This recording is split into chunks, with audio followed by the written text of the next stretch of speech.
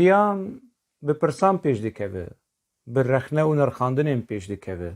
Divê em ji pirsan netirsin.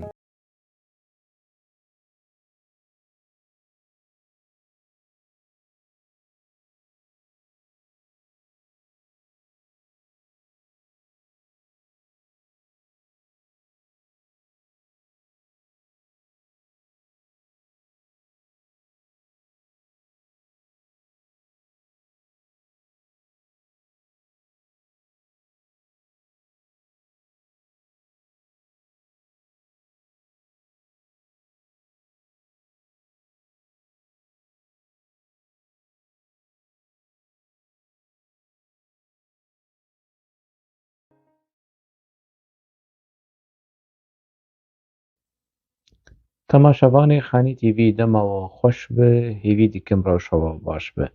Îro 28 Adarê ye, piştî hefteyekê hûn ê li vê xelekê temaşa bikin. Me hewl da di vê xelekê de hinek mijarên girîng ez bînim pêşberî we. Rewşa PKK li gorî daxuyaniyên berpirsê wê û hinek mijarê din ku pê ve girêdayî bînin pêşberî we lê berî em dest bi vê xelekê bikin, fincana qehwa xwe hazir kin ji bo ku li gel hev em şiroveyê xwe jî bikin û qehwa xwe jî bixwin. Di navbera 21 Adarê de û 28 Adarê PKK navê kiriye Hefteya Qehremanî ye. Di roja şehîdbûna Mazlûm Dogan û şehîdbûna Masûm Xurxemaz Hagît di vê hefteyê de navbera yanî van her du roja de wekî Hefteya Qehremanî ye her sal ji xwe salvegerê PKK pirin yanî. Lê balkêş di vê salvegera hanê de di vê hefteya hanê de ne serokê PKK Cemîl Bayîk, serokê PKK ê berê Murad Karayîlan derket û axaftinekî kir. Min li axaftina wî guhdar kir. Yanî qederê ku axivî tiştek tê diaxivî min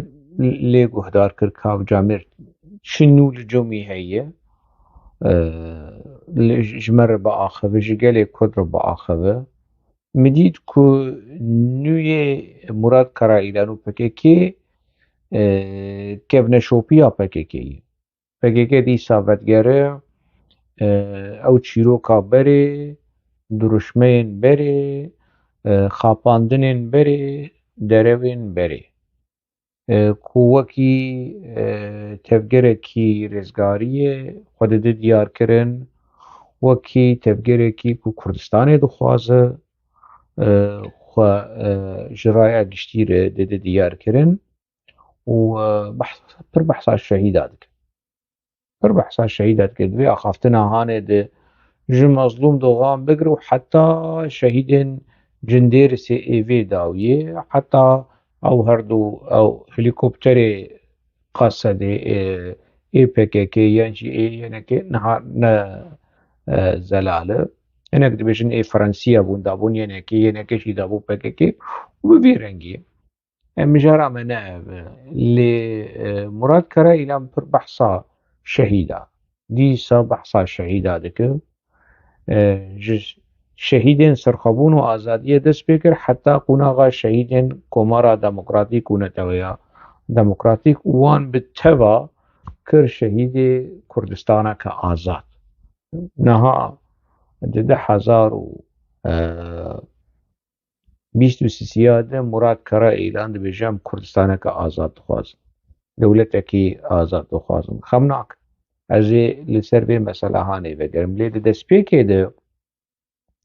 ez dixwazim vê mesele hanê ji bo raya giştî re min berê jî gotî lê xem nakim em ê dubare bikin. PKK tiştê xwe dubare dike, em ê jî rexneyê xwe dubare bikin. Di çîroka Mazlûm Dogan de xapandinekî mezin يعني çawa PKK bi dîroka gelê Kurd lîst bi dîroka endamê xwe û damezrînerê xwe jî lîst di çîroka mezlûmdûxan de kadroyên PKK'yê kevin dizanin yani vê meselahanê tê digihîjin ku girtina mezlûmdûxan berpirsyarê wê Duran Kalkan bû. Duran Kalkan belgeyên Kongreyê di Hundirê Erebê de û ew gerek me berê jî behsa vê mijarahanê kiriye gerek hişyarî bidana Erebeya li pişt wî tê ku Mazlûmdûxan û havalê wî tê de derbas dibe û yanî polîsên trafîkê wan sekinîn û Erebeya wan teftîş dike dibînin kelûpelê siyasî wê kongê civînên rêxistinê tê de ne wan destdatî li ser wan dişînin zindanê. Di revandina mezlûmdûxan jî de dîsa hewldan û planên ku mezlûmdûxan ji zindanê derxînin birevînin berpirsyarê plana revandina mezlûmdûxan dîsa Duran Kalkan bû û ev plan têk çû. Rêxistin ti hesab ji Duran Kalkan Ebas ne wê çaxê û ne niha ti hesab jê nehatî xwestin tersî vê meselê yanî Duran Kalkan heta niha cihê biryarê û bi çarenûsa PKK û bi çarenûsa gelê Kurd rêya PKK de dilîze. Ev mijar yanî mijara têkçûyîna plana revandina mezlûmdûxan ji zindana Diyarbekirê hişt ku Camêr biryara xwe bikûş dewî li jiyana xwe bîne û di belgeyên PKK'ê kevin de belgeyên PKK'ê kevin baş diyar e ku mezlûmdûxan xwedar nekiriye û ne di bîst û yekiya yanî çîroka bîst û yekiya ez li gorî belgeyên PKK li gorî serxwebûn li gorî pirtûka berxwedan jiyan e ku belgeyên zindanê û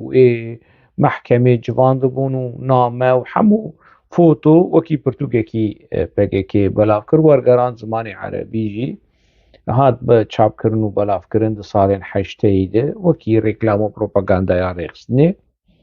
di wan belgeyan de eşkere û zelal dibe ku mezlûmdûxan ne ku xwe şewitandî mezlûmdûxan xwe dar dekirî lê PKK bi çîrok û dîroka vî Camêrê han vî şehîdê han helbet qehremanek e yanî û yekî ku li hemberî dozgerê Tirk raweste û bêje ez neapoçîme em neapoçîne em Partiya Karkerê Kurdistanê in em ne girêdayê şexsekî ne dozekî me heye fikrekî me heye stratîjiyekî me heye stratîjiya me serxwebûn û azadî ye negot mezlûmdûxan li pêşberî dozger ne ew ne Kemal Pîr xwe Tirk e yanî Kemal Pîr li hemberî dozger negot bavê min û ciya min Tirk e wekî Ocalan got pîrka min Tirk e yanî negot ev ê meselehanê behs jî nekirin kesekî ji van kesên di Hundirê zindanê de ê di wê qunaxa salên heşteyî heştê du behsa van çîrokê han nekirin helbet qehremanî mezin in serokên Netewî ev in serokê gelê Kurd ev in mezlûmdûxan û Kemal Pîr û Xeyrî Durmuş û hevalên wî ê wê qunaxa di zindanê de ne apo ku hemû hûn dizanin yanî bi çi şêweyî derket pêşberî dozger gelê Kurd tesîra mezlûmdûxan Xeyrî Durmuş Kemal Pîr Ferhat Kurtay ciwanên Kurd evana tesîr li ciwanên Kurd kirin ku tevlî PKK bibin ne apo wê çaxê li Şamê bû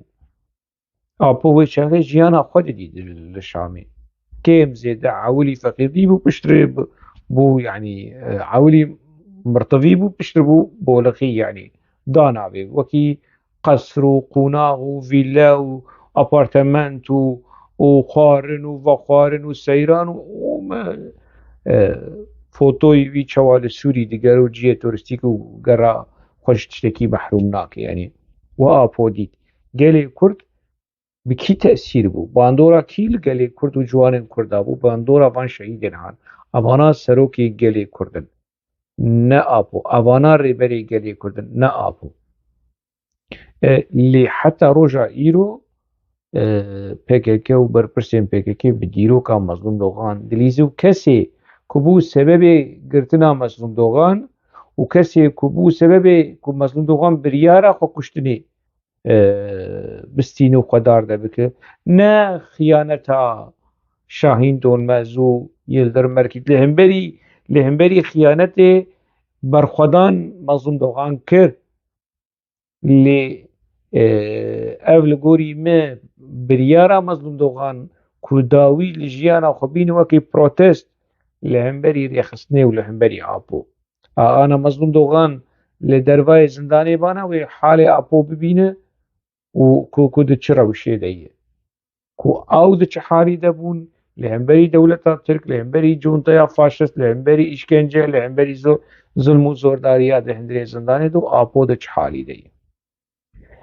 ev mijara hanê min yanî ez ê hertim bêjim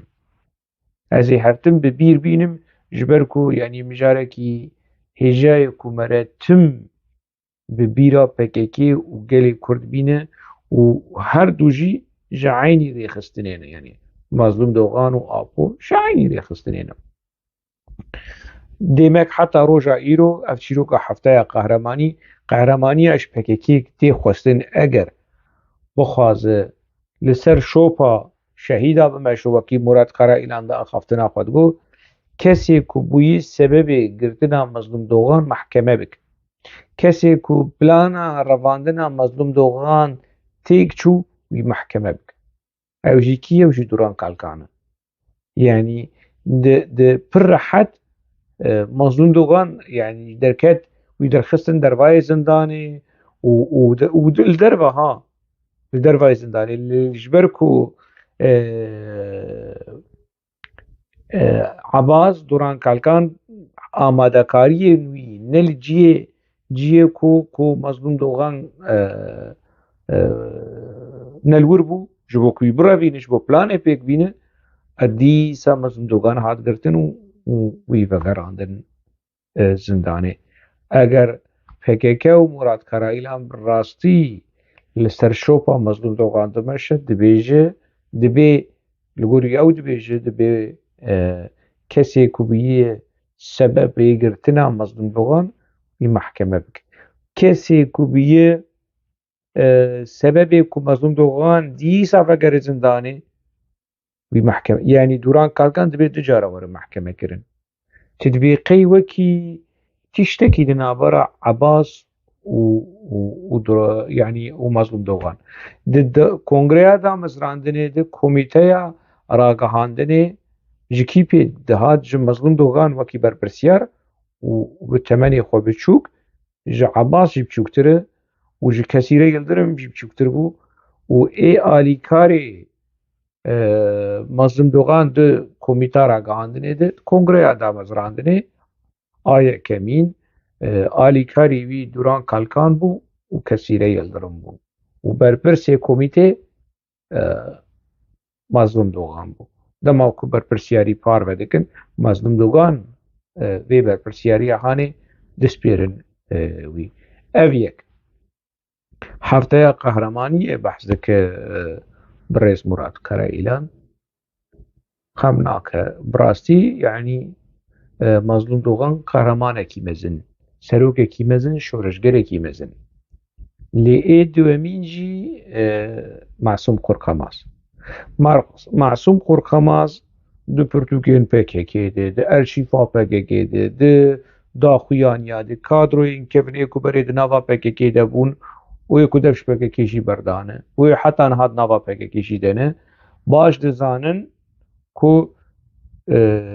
Masûm Xurxemaz fîşek ji dawî dilê leketî û heta roja îro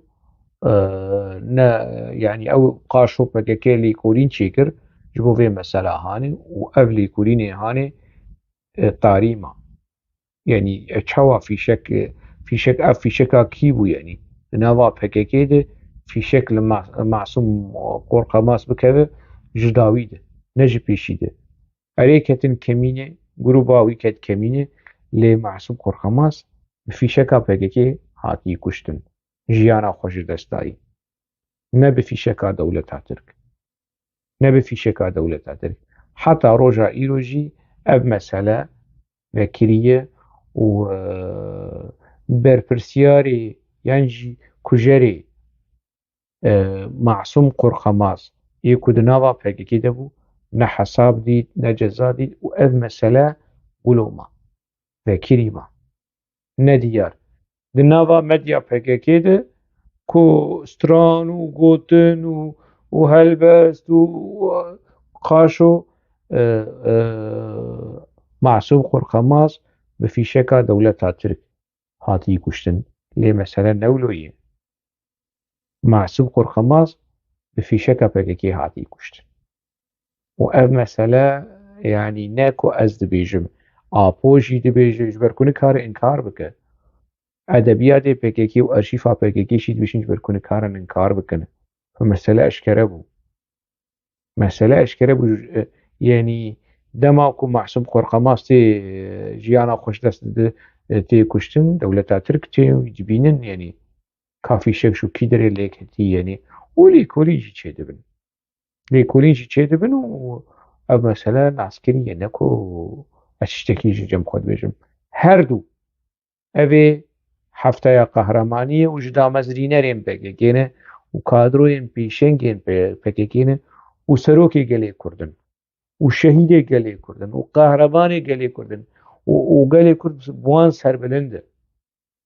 وقلي كرد ويل سر دوزا وان بمشى نمورت كرايلان قلي كرد وجوانين كرد ودوزا سرخبون آزادية بشتي 100 سال به بشتي 200 سال به بشتي 400 سالي بجي لويدي سال سر في خطاهانه وي بردوام بك نه مراد كرايلان وابو كتفنغا سرخبون آزادية كل ملي معصوم قرقماس بون نها کرن تفنگا کمارا دموکراتیک و نتویا دموکراتیک اوی گلی کرد روز وی بی وی وان دفتری هان وبن و حساب جا آپوجی و شدوران کلکن و جمیل بایوک و مراد کرا ایلان ور خستن اریل پاشماسی رو دنه و خطابات بیجو و بانگا دکه لیو دیروک تجاری امجارهانه جبیر نک ام بچن مجارادن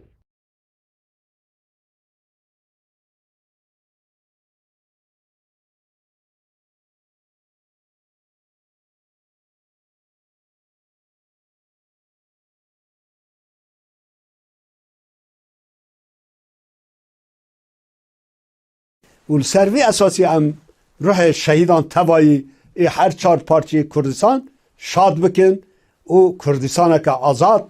آوا بكن تشت جماعت قاسم باي دا خفتنا خود برز مراد قرا إيلان ببيجه بحثا پر بحثا شهيد هذيك وكوا ليغو هدار كر وبحثا رزقارية ديك وبحثا كردستانا كي آزاد كنا تشيرو كي بري يعني درشمين كو مولو بك كناسكر مولو بك كناسكر باشه نها جه سالا 10,000 وحتى 10,022 23 حتى بريا خفتنا بريس كرا إيلان بكيكي تقول كمارا ديمقراطيك وخولي سريا ديمقراطيك ونتويا ديمقراطيك وترشكا ديمقراطيك وصافار وبرنجو بيوازي ديمقراطيك إسلاما ديمقراطيك وحمو تشتين ديمقراطيك باشه اف كوناغا 22 سال هم چپکیم پی و جمال هوال جمال کجبو کردستان سربخو و آزاد قومتان بو شرکر مر يعني في مرني كار انكار بك جمعة بيتر جمال دوار الشر خودي كده دوران كالكان بيتر جمال دواري شرد خودي كده ودواري خطابي وقرم كرنا هستين مروفان او ده ویواری هانه ده بسپوره کردیا ویجی باق جا آوان چیتری یعنی جا آپوشی چیتره کردیا جمال جا آپوشی چیتره آخافتنی بی بکردی و دیساش مرفت گرن عینی چیروکی بری ایجا اوان سالی در باس ویم چی بکن بی باشه از برسر نادم که ام بهیدن بره جمال برسوا جمال بده ام لجمال گهدار بکن جمال 11 14 15 ام لوی گهدار بکن به چل سر دولتانه توی دبیجه و ام دیسا وگرن لسر جمال 1023 باخبن 2002 دا فاس کرد پگه خود 2004 دا نو آوا کرد یعنی پگه که نو جبود دستلات آوا نبیه ام وکی تفگر آستی گیشتی که اوه یعنی که جیلی دولت هبه لور آزادی و دموکراسیا تمام نابه اجبان اوه که ده فکر و رامان مدا دولت و سعودی تاری بود یعنی بره مدگو برا کرد جی حق خواهی دولت به راست حق خواهیه اما کرد به دولت به دیسا کرد آزاد نابه ودید نها دبیجه دا آخر مبرجی وی ویدیو هانه بکار آنیه دبیجه ما فی کردای کرد خودی دولت بن لی کرد اگر دولت وانشی چه و آزاد نابن ایری کرد به دولت بنجی آزاد نابن کرد به دولت بنجی آزاد نابن باشه کرد ببن خودی دولت و آزادی خب دست نخینه واش بود چه درشمه کردستان سربخوا و آزاد و یک بوی هلدا لیبرین خوش قلب خوازم بجن امشاش نها مبریجی بحث کردی که کچی گرانتی هایی پکه و گره دیسا درشمین بره چیروک و بره چیروک بره تاسو حماما بره اوا هدی ودگره ایده باشه دیساش گل ریبورین خب خوازم بجن ولا نتویا دموکراتیک و کمارا دموکراتیک دره وکی مزن بو خپاندن کی مزن بو امشاش ام لیبورین خوش گلی کرد خواست وی بکن نه ام ویجی نک ام چی بیجن ام گلی کرد بشین ملکی می امی بشین شهر امی بشین آشتیه امی بشین چیه امی بشین پاکه که بی منطقه خانه کردک گلی کرد سر ناوی وی تاپو کری چی نابه کس بمره بيجي بي منطقي هاني نيجي كيف مثلا تجاري جيجل ليبورين نخستيه PKK لسر شاشتيه خو بتشوك بمزن به تجاري ليبورين هم بر جلي كرد نا آبو نا PKK تشتك ليبورين دو كولترا PKK دتنا ليبورين لهم برانبري ديروكي برانبري جلي كرد تنا ترسيبه وب دیروکا گلی کرد بلیزن به چارانوسا گلی کرد بلیزن به روجاوا گلی کرد یعنی روجاویا نها روشا نها جی پیلیزن و به دیروکی جی پیلیستن و شخوب چارانوس و دهاتو پاشا روجا گلی کرد جی دلیزن باشه ام به چه منطقی ام کاربن برسوا افنا کوکیت نابرا مراد کرا ایلان و مراد کرا ایلان برای اوش خو الهف بکن و اف شوزيفرينيا كود نابرا وان هي بشكي يعني في بروبلما هانش خورج چاره سر بك بروبلما ناقوكين كنما زانن يعني ونچت خوازن ونچت كردستان آزاد كردستان سربخوا ونچت خوازن بريم ماموست سرفرمانداري هجا بريز مراد كرايلان هوال جمال ت و تفگرا تا ونها نه تفگره کی رزگاریا نتوینه آرمانجین و داخوازن و نه تفگرا رزگاریا نتوی ناوی تفگرا رزگاریا نتوی برپرسیاری تفگرا رزگاریا نتوی گلکی گران لسر بره بلکی لینها نا تا علاقه کمارا دموکراتیک و نتویا دموکراتیک و افتشتين ديمقراطيك بتفجرها رزقاريا نتوي تنه بري ملتاتي كني خب كيدي كبري از 14 سالي بوم ما امزارو بون ما بير ندبر جوان الوقت ما حتى روجا ايرو ون السروان كارد كنو وان مخابين بشتر ما خواند مديد ام جريان ام شون هاتن اما بورجي ما دناو ود دوري وجي ما ديمان ديد مديد ام دتش حالي دبون ام دتش خاباندني دبون ليه يعني حتى يبقى في منطقة هاني نهابه يعني وين قيك مروفك وجوانك 5 سال 4 سال 10 سال 20 سال ورا خاباندنا تشي دبه حتى انا هاكس ان هنا دناما بككيده علي قربن دوست بن نویسکارن روشنبیرن به پککیاتن خاباندن جوان هيك وبككي تشتكي قلكي راسته وافكسين كون رخنا البككي ديكن حمودش منن احنا كس حنا خديه في منطقي هانين وخديه في مجيه هانين قبلها يعني برولو يعني خمناك هذا د في تشيروكا كردستان سربخو آزاد قالوا حقي كرداي نحقي كرداي بككي دخوازه بككي نما دخوازه قرأ إيلان بجد فكري واند الدولة التعريبية آرمانجا سرخوبون تعريبية ودخوازن دجيانا كرداجي ده تعريبي كن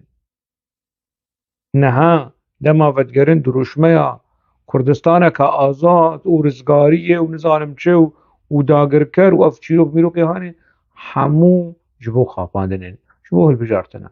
وديد بيچو قيس الشرع آلا كردستاني دكن شرع آلا كردستاني دكن كو آلا پدكيه لف دمديا پککی ده بافل طالبانی جی درد که آلا پدکی لپا آلا کردستانی نه پدکی آلا کردستانی لپشتوی کسکش خونه برسیا و بافل طالبانی حوالی و چما آلا پدکی اگر آلا پدکی به چما آلا پدکی ده پاش خواه پشت خواه جبر چه لنوروز فرانکفورت مهنه کوینه دیتن یعنی وینه نوروز فرانکفورت آلا کردستانی تیده پر ده هاتو بهلدان ایدی او آلا کشره ویدکن نها پککی که هشت یه مرحله هانی گونه ببینن اوی رابن راب خوبکن باوی وی آلا هانی و بیش نا پدکی شو آمیه ام خود یه وینه آلا کردستانی ما دسبه که ما کردستان بو کردستان ناوی روشنامه ما سرخوابونه ام خود یه سرخوابونه نه پککی بولو بکن وی گلی هانی بخابیناف گلی جی فقير يعني قال يكون براسي قال لك ربنا نمازان يعني ويشبكه وبكدهر جبر بكيكي وبكد برغ دفرك يدن هبانا جغرافيا يدن هبانا قي قال يكون ده بتشونه قال يكون بكيكي خلاص نابه ندندري ولاد نلدربي ولاد و شيروك وخاباندنين مديا بكيكي ومراد قرا يعني ور درك هذا وباخذ ونزانم شو وبانقابك كاب السكن عندك نبانقات كهلا ام بنرن بشتي في اخافتنا دريج بانقا مراد قرا اعلان سركيشي سر فرمانداري يعني PKK كبانق لكيتك ام لبانقا وي گهدار بكن و بانگا من جبو تبایی جوانان به شوبتاری قهرمانان بن جی واره هونله بشتاری تکوشینه ببن پیش شنگتیا سرهلدانان بکشینن او بشتاری ناو رفع گریلا ببن بشتار بنا ناو رفع گریلا ده سکنا ولاد پارزه دا میلیتانه دا لوتکای هری هجای و برومتا ام باور دکن که اف جوانی وسا د نوروز دا به کلجانه که مزن دروشمه بانگ دکرن اونا همی جوان کردستان هیجانه دوان دا جوهر هیا و او دکانن براستی هر شوازی رول بلیزن و دکانن هجایی که تشتن پیروز پک بینن بیرو باره ما جوانان وای PKK va dîsa bang li ciwana dike û tevlî gerîla bibin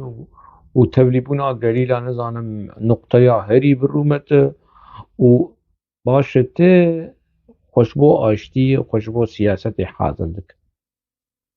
Ev çi perkirina gerîla ye ji bo çi pir yanî tu gerîla dixwaze zêde bi û ciwanên Kurda ji mektebê wan ji dibistanên wan ji universîtê wan qut bike û tevlî werin li tenişta çi li tenişta wî ne li tenişta Cemal û Cumar rûnê na werin bivin êzingê meqamê birêz Cemal û birêz Cum'a Murad Karailan û Cemîl Bayik û Duran Kalkan jî di nav. Ciwanên Kurd nerebene ne gunehin yanî çavê we bar nabe yanî ciwanên Kurd li mala xwe bin li karê xwe bin li dibistanê xwe bin werin tevlî PKK bibin û rahêjin çek û silahê Komara Demokratîk û Neteweya Demokratîk. Komara Demokratîk û Neteweya Demokratîk we pîroz be. Ava we Hesen Cemal. Hesen Cemal Kurdê me yê Bakur wî nas kin. Kurdê me yê bin xetê Qamiş û naz nakin Hesen Cemal kî ye. Dizanin Bahoz Ardal û evên di nava PKK û Zaxo Yusuf û Foza Yusuf vana hemû Hesen Cemal naz dikin. Lê xelkê me normal gelê me normal heta rewşenbîrê me Rojavayê dibêje Hesen Cemal kî wî naz nakin. Tu ji Ehmed Huseyinî bêjî ka Hesen Cemal kî wê naz nekin. Tu ji Helîm Or bêje Hesen Cemal kî wê Hesen Cemal kî qeş Amûdê ye. Neş Amûdê ye yanî naz nakin. Hesen Cemal lêkolîner û nivîskarekî Tirk e. Sernivîserê Rojnameya Hurriyet a girêdayê dewletê a girêdayê Kemalîst a girêdayê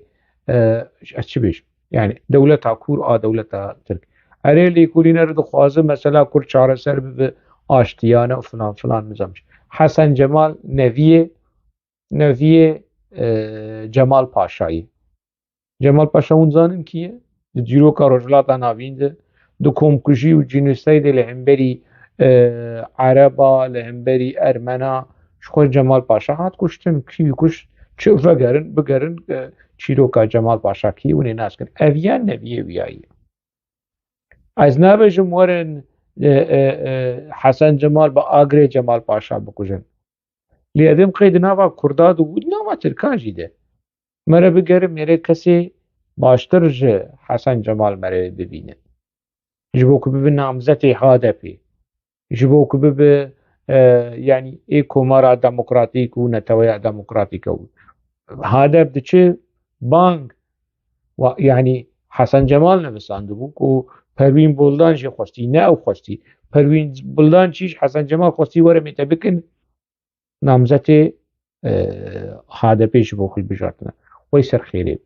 Wey midî bûn li neviyê Enwer Paşa jî bigerin. Li neviyê Enwer Paşa jî bigerin wî bikin namzetê HDP. û ê Talat Paşa jî. û eger neviyekî Atatürk li hebe bidizî bigerin wê Kazım Karabekir û ê nizanim ew Tuncelî ê ku navê generalê ku komkujiyê li Tuncelî çêkirî ku navê wî li Tuncelî kirin navê Dêrsimê rahil kirin dewleta Tirk a Kemalîst û navê wî generalê hene nizanim navê çi. Lê ev navê Tuncelî herin li neviyê generalê Tirka êkî Şex Seîd kuştî êk Seîd Riza kuştî herin neviyê wan bigerin wan bikin namzetên HDP wê xwelî li serê we be. Yani nikarim ez nabêjim wê dîrok tif we bike wê hezar carî xwelî li serê we be. Gelê me yê Rojavayê Kurdistanê Başûrê Kurdistanê a PKK ev e. PKK diçe kîjan kujerên dibe em Neteweya Demokratîk dixwaze. Kurd çi Neteweya Demokratîk dixwaze? Diçe Hesen Cemal lêborîn ji gelê Ereb û Ermen xwestî derbarê يعني جينوسيد كو كالي ويل همبري وان كريه هلا احمد ترك ليبورين خوست احمد ترك مالاوي آفا كالي ويد نافا نزانم او تابور نوان لشکری حمیدی دبو و دو کمکوژین لامبري ارمانا بيكاني قال كي احمد ترك تيد جيد قلت راست جامير باخلاق بادب بدرستي بدوستاني ليبرين خست حسن جمال ليبرين خستيه سر كومكوجين قال كيوي تشتكو قال كيوي كري جنايات قال كيوي كري لحبري قالي ارمني قالي عرب انتلكتوالي عرب للبناني لبيروتي للشامي ده شش گولانê de 1916 wan dar dekir wan kuşt û ji xwe li pencerê ji xwe li wan de nerî Cemal Paşa hûn bi xwediyêkin giregirên HDP herin bigerin kîjaniyekî genî çi Şezayî Temel Fedayî Temel Şezayî Temel Bakurî dizanin kî ye lê xelkê me binxetê nizanin ev rebenê me binxetê ku bi PKK hatin xapandin nizanin Şezayî Temel Fedayî Temel kî ye ew jî yanî di askerek ê dewleta Tirk di artêşa dewleta Tirk wezîfedar bû subayî bû assubayî bû serbaz bû bin serbaz bû ka kotî nefer bû ka çi bû ev artêşa Tirk wî avêt Şezayî Temel avêt ji ber çi Perwîn Buldan çima dewleta Tirk Şezayî Temel ji artêşê avêt artêşa Tirk Şezayî Temel avêt HDP got were wê tu bi xêr û xweşî hatî ka were himbêza germ û nerm a HDP ji bo wek Şezayî Temel Şezayî Temel hat avêtin ji ber ku homoseksüel bû ja ev Şezayî Temel Fedayî Temel nizanim çi îşê me jê tune yani qusûrê negirin camêr û qûnawî ye serbest e didikî çi dikipê çawa dike şê kesî jê tune ye ew azad e lêviya were bibe berpirsê HDP û bibe parlamenter يعني أنا مظلوم دوغان وكمال بير وخيري دورمش وعاكف يلماز وعلي تشيتشيك ومحمود زنجين ومعصوم قرقماز قوري رابن وبهفرة اللي في ديماني هاني ببينن ويتش بيجن يعني جيان أخوش دست دان فكرن قرباني في دوزا هاني جبو شزاي تمل ور ببن ونري قلي كرد ببن برلمانتري قلي كرد يكي وكي شزاي تمل ون بكن برلمانتري يكي وكي حسن جمال بكن برلمان بكن APK أبها مراد قرأ إلى رونشتية وجمر صورة شهيدة جداني تنشتا أخوة ونزانم چه و آپوشی اهول و درانی آپو درگتی فوتوی آپوشی دانی پاشخوا و بانگلم جوانا دکه ورن تبلی رفع گریلا ببن جبو شزای تمل ببه پارلمانتری کردا جبو حسن جمال ببه پارلمانتری کردا اوه دبیت چما رخ ندکه جبو خودی ورن وی مثلا ده ورن يعني چی بیش چواب قدرا گلی کرد به ایرادا گلی کرد و چارنوسا گلی کرد دلیزن و وی شیوه هانه و هینا عنا کنجی تا لچبکات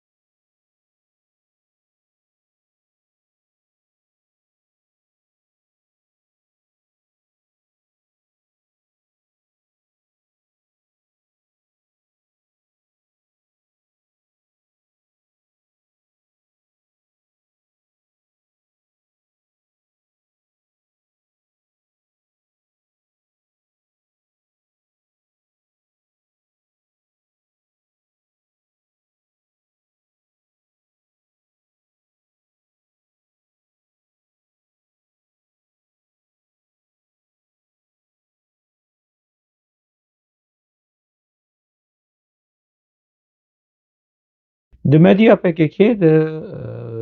يعني اف چند ساله نسكنيه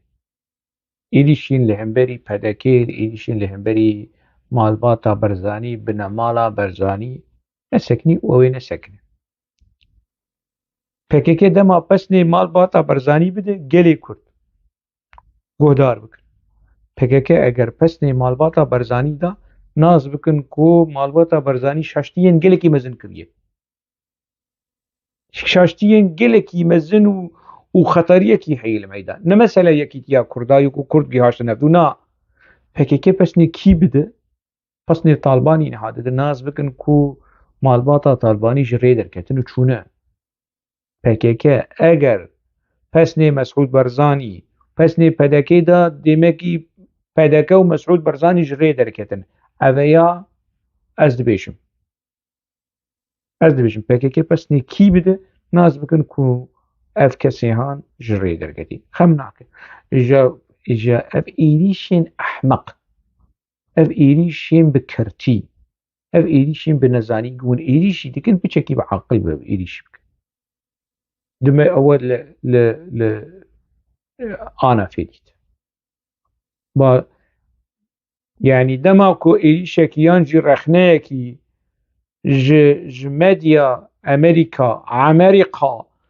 كابيتاليست مودرنيته لهمبري پدكا يا لهمبري ريفبريا حكومة هريما كردستاني وركرن دبي بلغا ويچاغي دبي بلغا چينا اف امريكاي وازادية راماني وازادية چاپمني لي وقت عيني ميديا عيني كوفار ورن رخنه لPKK بكن نا اف كومبلو يو اف شر طايبت و اف CIA و گلاديو يو ميت و نظام چي و كرافي اوي شاقد يعني بفي منطقي هاني اگر رخنه لPKK بك احسر شعبا برافو اگر رخنه لPKK بك وي نظام چه ببي اف جوت ستاندردي PKK و عاقلمند PKK و شروفكار و شروفكري PKK كو چوا مسألة بدروتي ددن برحفدو عيني چيرو وقتی كو مديا تركا رخنا لPKK بك ايريشي PKK و بارزاني بك والله مديا تركا ايريشي بارزاني كريه و اف بلغيه اف مديا هاني ور رخنا و ايريشي PKK و هذا بيبقى شر طايفته اف دروتيا هاني اف نفاقا هاني بيسينور نافا مديا PKK ده هي اجا يعني چه دبيجن والله مالباتا برزاني لهمبري دسكبتين كردا چي كري برزاني چي كري برزاني ريفراندوم اجبو سرخبونه تي سرحشكي كر و بردوان كر و حمو كس برزاني قلت نا و آخوا كر و فا كردستان خستي فيرا و شام مترسية كرو مترسية چه مترسية چه هاي خوري سر مثل اوا كردستان هاي يعني تيكلين وي بأمريكا رسر أستا سياسي تيكلين وي بفرنسا ببريطانيا بأوروبا بيكيتيا أوروبي رسمي حمود شرچوه قانوني ده كيماسي هنا شاشتي هنا گندلي هنا بمبيكرني مافرين بروفا هنا دولة حي دسكفت حي يعني جي PKK دخوازن كو هفبندي PKK يكيتين اجتماع كركوك افروت و PKK بكن بر برسيار چي والله ده ريفراندوم ده اصرار بو كروهاري ده ريفراندوم سرخبونا كردستان اصرار بو وندچن فيد بينن ونچما نابينن ببختي وخيانتيا ينكي وفروتنا ينكي بحشد شعبيره ونشما خونا بينن كتيكليه وببعثة عراقي رسرد ما صدام حسين ببلغة اشكره هنا جصالي نوتي ونوتي يكي ون آجان استخباراتي صدام حسين بون PKK ون في نابين ونش والله چيه تێکیلی سەدام حسێن ڕدانیش بۆ وەرن هەولێرێ داگرکردن هاتن هەولێرێ ji Îranê û ji yekîtî niştiman da paqijkirin şaş neşaş di nav xwe de di nav xwe de bûn problemê xwe çareser kirin plan çêkirin li hev hatin rûpelên kevin danîn li paş xwe hûnê herin û werin behsa vê meselanê ya hûn naxibin qebhet ê ku we kirî bi rejîma Îranê re bi rejîma Havdesed re bi rejîma Sedam Hüseyin re bi Mîta Tirka re bi Cî Temê re neygotin naxibin serkesî naxibin win yanî di nava kar û warê rejiyê dihatinê yanî gevizîne ser xelkê naxibin yanî Mesûd Barzanî çi kirî Mesûd Barzanî gotî ez nepoşmanim û israr kir û berdewam kir û referandum bi ser ket hêzên navnetewî li hemberî derketin ev komploya navnetewî bû ev ku me re karibê ji komploya navnetewî li hemberî biryara serxwebûna Kurdistanê ev e na li hemberî Apo na li hemberî ku we me gêş kiriye pê Mesûd Barzanî got ez poşmanim na got wela ez lêborînê ji dayîkên kuştiyên Iraqê dixwazim na lêborîn ji gelê Kurd xwest ji ber serê navxweyî Mesûd Barzanî lêborîn ji gelê Kurd xwest ji ber qurbaniyên şerê navxweyî ê di navbera Yekîtî û partî de PKK û partî de ev in serokên Kurda ê rasteqîne ev in çi qeyse nakokî hebe çi qeyse çêbînî hebe çi qeyse rexne li ser Kak Mesûd Barzanî hebe lê di rojên teng de mêrik xwedî helwest e mêrik camêr xwedî helwestekî kurdewarî bi cesaret ne wek Apoyê we li ber zindanê dayîka min Tirk e û ez dixwazim xizmeta dewleta Tirk bikim naxibin ha ne wekî PKKya we ku 20 sal ji bo Kurdistana serbixwe û azad û yekbûyî heq xwase şehîd dan piştî wê bêjbûre komara demokratîk û neteweya demokratîk Mesûd Barzanî heta roja îro jî dibêje Kurdistana serbixwe û azad ne wekî Murad Qere îlan bêje wela dewlet tarî bû wana dibêje wela Kurdistanekî azad û rizgarî ye ne wekî weyî win dibê û naxibin yanî ne li ser Mesûd Barzanî li ser xeyrî wî rewşa we bin we ne şil e ya bin we kirafî ye ja neçin kevirê xwe navêjin xelkê û ja kevira jî davêjin ji xwe bawer jî dikin ku wela destkeftên Herêma Kurdistanê xistî xeteriyê ji ber çîroka referandumê û binemala Barzanî ez dexîlê binevana Abdullah Öcalan bim ka hala bikolim binemala Abdullah Öcalan çi dibin wê de yî ji bo Kurd û kurdewariyê çi kiriye kam bikolin ji berî Apo em Apo wekî serokekî Kurda bihesibim lê berî Apo binemala Abdullah Öcalan ji bo kurdayetiyê çi kiriye naxibin behsa binemala nekin behsa eşîra nekin behsa nizanim kesên ku xwedî ket di dîroka Kurd û Kurdistanê de heye nekin yanî hûn bi van kevirê hanê li ser û çavê xwe dixin hûn deriyên rexneya pêşiya xwe vedikin yani di hedê xwe de bin û eger we rexne jî kir bi exlaq û bi uslûb û bi belge û bi mantiq rexne bikin lê hêçi valayê yani heta sibê ez bêjim valayê PKK wê bimîne ev ji ber ku asl û feslê PKKyê wilo ye ser xapandinê ser derewa ser bêbextiyê hatiye avakirin heyfa heq wase şehîd heyfa heq wase qurbanî heq wase ked ku yanî ev rêxistina hanê pê lîst û yanî xist anî vê rewşa hanê anî vê qunaxa hanê heta xelekekî din di nava xêr û xweşiyê de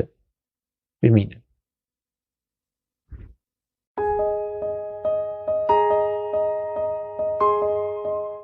jiyan bi pirsan pêş dikeve bi rexne û nirxandinên pêş dikeve. Dibêm ji pirsan netirsin.